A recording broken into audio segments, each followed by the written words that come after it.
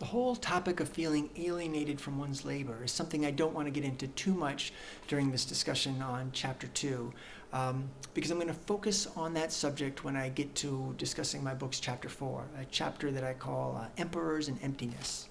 But I have to touch a bit on alienation during this discussion on Chapter 2 because even though most of this series has been discussing how using a medium of exchange is so much more efficient than bartering, I also have to mention that there is a price to pay for that efficiency, and that price is alienation. And that alienation, that is money's indirectness and abstractness, can mask the essence of what we're really doing at our jobs, is that we're all laboring to create part of a product or service that can be used then to trade for food, clothes, video games, and whatever else we might want. Now, for a lot of people, alienation might not be that much of a problem. But alienation does impact at least some people negatively. And one of the ways this can happen is that when people are having genuine trade problems, that is, they're involved in providing a good, or making a good, or providing a service that just not that many people are interested in, they'll sometimes put the blame not on their choice of an occupation, but blame the whole monetary system. Now, an example of this error can be seen in the following excerpt from a letter from Vincent van Gogh to his brother Theo. For those who don't know Van Gogh's personal story, he was not a financially successful painter. He spent most of his time and most of his life in poverty, and most of his financial support came from what little his brother Theo could afford to send him. Now, here's what Vincent van Gogh wrote about money. If you lived in times of war, you might possibly have to fight. You would regret it. You would lament that you weren't living in times of peace.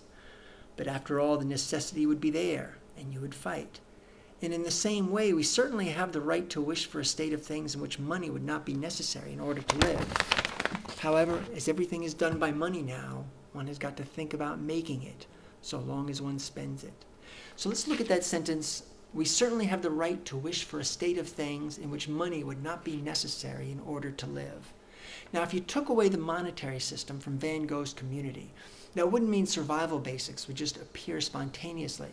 Van Gogh and everyone else in the community would still have to labor for their food, clothes, and shelter. Van Gogh also would have to labor to create all the other things he wanted, things like paint, canvas, paintbrushes. So the fact that Van Gogh lived in a monetary system was not the cause of his desperate state. In fact, the use of a medium exchange actually increases opportunities for those such as Van Gogh to survive using their artistic gifts alone. Because using a medium of exchange broadens the number of potential traders because it eliminates that double coincidence of wants problem. Now, if Van Gogh's community ran on barter, his base of potential customers would have actually shrunk.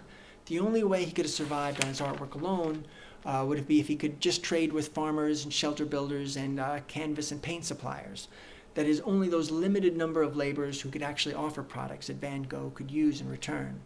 But because he lived within a monetary system, he had the opportunity to trade with everyone who saw his artwork, even those whose business involved making things useless to Van Gogh, people like shipbuilders or diamond miners, fashion designers. So Van Gogh, his problem was not that his community engaged in trade through use of money. His problem was the fact that during his lifetime, just nobody wanted his artwork. Now, his paintings go for millions of dollars today, of course, but that's besides the point. Now, my point is not to focus too much on Van Gogh himself. I'm not trying to say that he shouldn't have tried to pursue art as a career, or I'm not trying to offer him a post-death nag that he should have just got a day job, and painted in his spare time until his artistic brilliance would be eventually recognized. My only point in bringing up this letter from Van Gogh is that money's indirectness and money's abstractness can mask the essence of why we're really working. Which again, if we're not hunter-gatherers who are hunting and gathering our own food and building our own shelter and creating our clothing, we're working so we can make part of a product or service that we can trade for food, clothes, and paintbrushes and what have you. Money's only role is to grease the wheels of trade. That is, it's just what makes trade possible, even when there's no double coincidence of wants. Now, in Part 6, I'll discuss one more example of the way money's alienating effects can lead to negative consequences if we're not careful.